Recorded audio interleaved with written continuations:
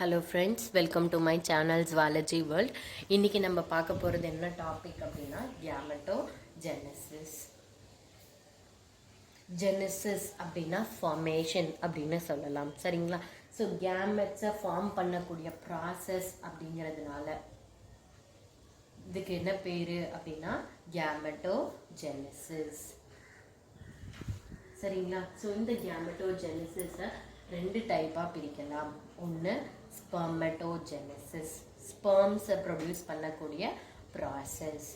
Second one வந்து oogenesis, ovum இல்லை எக்கை ப்ரொடியூஸ் பண்ணக்கூடிய ப்ராசஸ் அப்படின்னு அர்த்தம், சரிங்களா? ஸோ இந்த கேமெட்டோஜெனசிஸ்க்கு முக்கியம் என்ன அப்படின்னா மியாசிஸ் டிவிஷன்.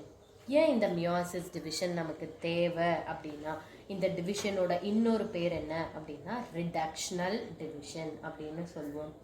ஸோ பேரண்ட் கிட்ட இருக்கக்கூடிய குரோமோசோமோட நம்பரை அந்த யங் ஒன்ஸ்லையும் ரீட்டைன் பண்ணுறதுக்கு இந்த டிவிஷன் ஹெல்ப் பண்ணுது, அதனால, சரிங்களா?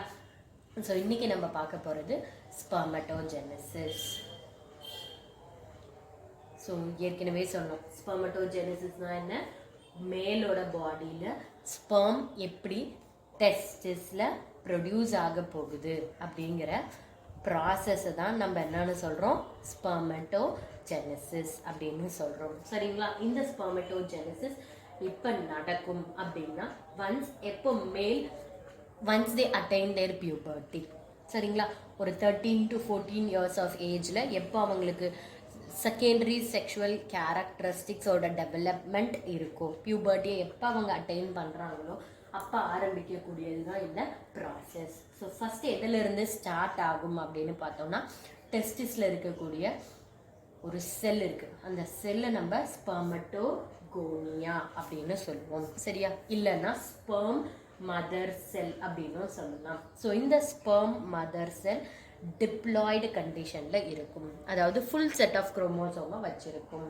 ஸோ இந்த செல் பியூபர்ட்டிக்கு அப்புறம் ஆக்டிவாக மாறி கொனடோட்ரோபின் ரிலீசிங் ஹார்மோன் ஹைப்போதலாமஸ்லேருந்து செக்ரீட் ஆகும். அப்படி செக்ரீட் ஆனதுனால அந்த கொனடோட்ரோபின் ரிலீசிங் ஹார்மோன் என்ன பண்ணுது அப்படின்னா மேலோட பாடியில் ஃபாலிக்கல் ஸ்டிமுலேட்டிங் ஹார்மோன் FSHஐயும் லியூட்டினைசிங் ஹார்மோன்னு சொல்லக்கூடிய LHஐயும் என்ன பண்ணுது, செக்ரீட் பண்ணுது. அப்படி செக்ரீட் பண்ணுறதுனால இந்த செல் மைட்டோசிஸ் டிவிஷனுக்கு போகுது. மைட்டோசிஸ் டிவிஷனுக்கு போகி திரும்ப இது என்ன ஃபார்ம் பண்ணுது அப்படின்னா பிரைமரி ஸ்பெர்மட்டோசைட்டை ஃபார்ம் பண்ணுது, சரிங்களா? இந்த பிரைமரி ஸ்பெர்மட்டோசைட் என்ன பண்ணுது அப்படின்னா மியாசிஸ் டிவிஷனுக்குள்ளே போகுது. ஸோ மைட்டோசிஸ் டிவிஷன் போனதுனால டிப்ளாய்ட் அப்படியே வந்துடுச்சு. இங்கே மியாசிஸ் டிவிஷன் நடக்கிறதுனால குரோமோசோமோட நம்பர் ஹாஃபாக கன்வெர்ட் ஆகுது. ஸோ இதை நம்ம செகண்டரி ஸ்பெர்மட்டோசைட் அப்படின்னு சொல்கிறோம். ஸோ ஹாப்ளாய்டு செகண்டரி ஸ்பெர்மட்டோசைட் ரெண்டு என்ன ஆகுதுன்னா ஃபார்ம் ஆகுது. திரும்ப இது ரெண்டும் என்ன ஆகுது அப்படின்னா மியாசிஸ் 2 டிவிஷனுக்கு போகுது. திரும்ப இதில் மியாசிஸ் டிவிஷன் நடக்குது. மியாசிஸ் டிவிஷனை நடந்து இதில் என்ன ஃபார்ம் ஆகும் அப்படின்னா ஹாப்ளாய்டு. ஏன் ஹாப்ளாய்டு? மியாசிஸ் டிவிஷன் நடந்ததால், சரிங்களா? இந்த ஃபார்ம் ஆனதை நம்ம என்னென்னு சொல்லுவோம் அப்படின்னா ஸ்பெர்மாட்டிட் அப்படின்னு சொல்கிறோம், சரிங்களா? இந்த ஸ்பெர்மாட்டிட்ஸ் will undergo a process called as spermiogenesis. So இது இந்த ஸ்பெர்மியோஜெனசிஸ் ப்ராசஸில் என்ன ஆக போகுது அப்படின்னா இம்மெச்சுவர் ஸ்பெர்மாட்டிடாக இருந்தது மெச்சுவர் ஸ்பெர்மாக மாறப்போகுது, சரிங்களா? ஸோ 4 மெச்சுவர் ஸ்பெர்ம்ஸ் என்ன ஆகுது, ஃபார்ம் ஆகுது.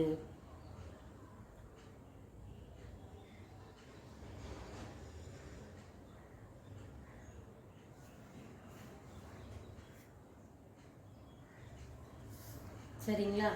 ஸோ இதுதான் இந்த ஸ்பெர்மட்டோஜெனசிஸ் ப்ராசஸ். ஸோ இதில் முதல்ல இந்த டயக்ராமை எழுதிடணும், என்ன ஸ்பெர்மட்டோஜெனசிஸ்னால் என்னங்கிறத எழுதணும்.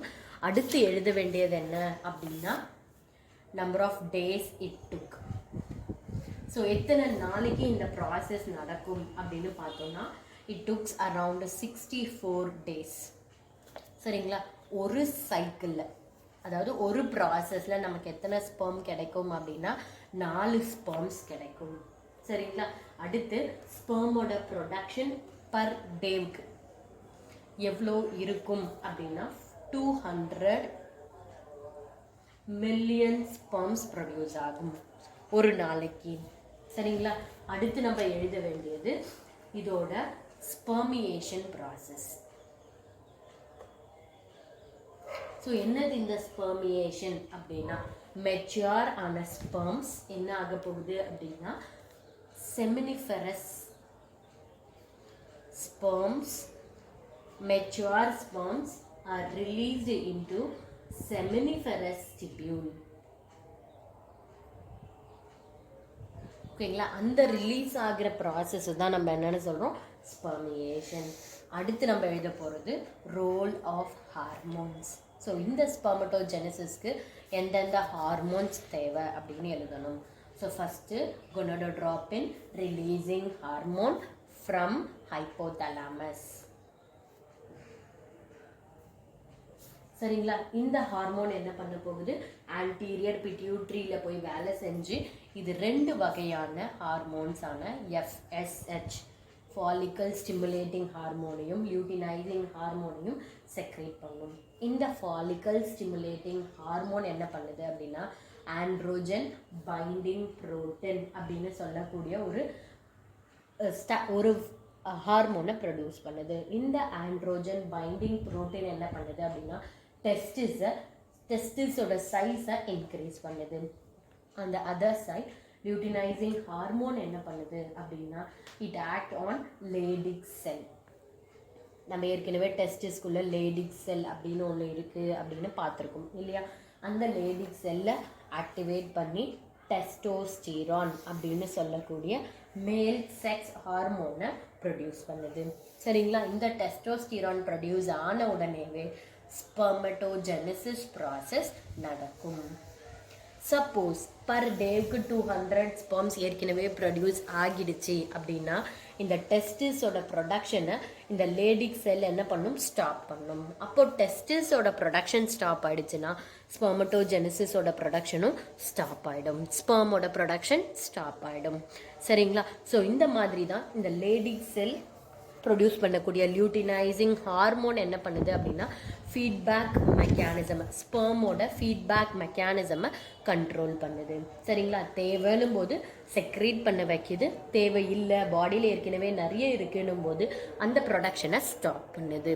சரிங்களா? இதோட நம்ம ஸ்பெர்மட்டோஜெனசிஸ் ப்ராசஸை முடிச்சிட்டோம். ஸோ வீடியோ பிடிச்சிருந்தா லைக் பண்ணுங்கள், ஷேர் பண்ணுங்கள், மறக்காமல் சப்ஸ்கிரைப் பண்ணுங்கள் ஃப்ரெண்ட்ஸ். பை.